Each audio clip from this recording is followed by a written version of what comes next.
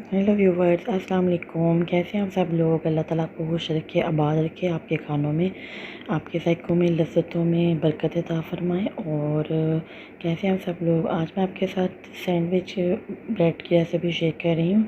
ये आलू के सैंडविच हैं और बहुत ही आसान बनते हैं। ये देखिए, सबसे पहले मैंने आलू बॉयल कर लिए थे, उसी में मैंने अनियन और हरा धनिया, हरी मिर्चें डाल के, इसमें red chilli powder, black pepper और सॉल्ट डाल के इसको मिक्स कर लिया अच्छे से। ये देखें।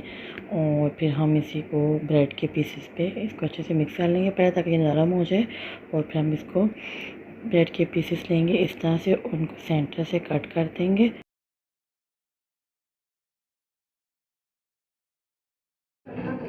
ऐसे ही आपने वन बाय वन करके सारे जो सैंडविच तैयार कर लेने हैं और फिर हम इसको फ्राई कर लेंगे बस। और फिर हमने जो इसमें मटेरियल तैयार किया था आलू का, वो हम इस पर ऐड कर देंगे और थोड़ा सा प्रेस करके लगाएंगे ताकि ये उतरे ना।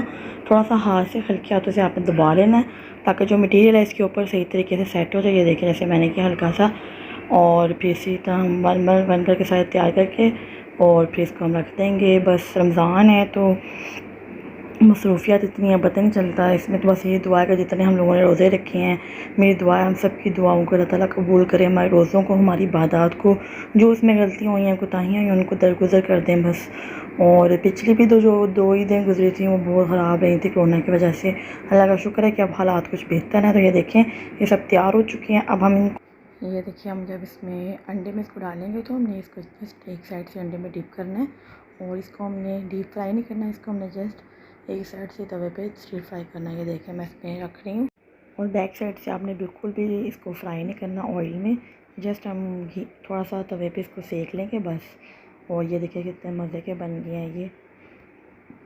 आप इसको ट्राई करें, रमज़ान में बहुत अच्छी रेसिपी है ये। और अपने दोस्तों के साथ शेयर करें, मेरी वीडियो को लाइक करें और शेयर करें, और मुझे दुआओं में याद रखें। मेरे चैनल को सब्सक्राइब भी करें प्लीज़। अल्लाह हाफ़िज़, टेक केयर।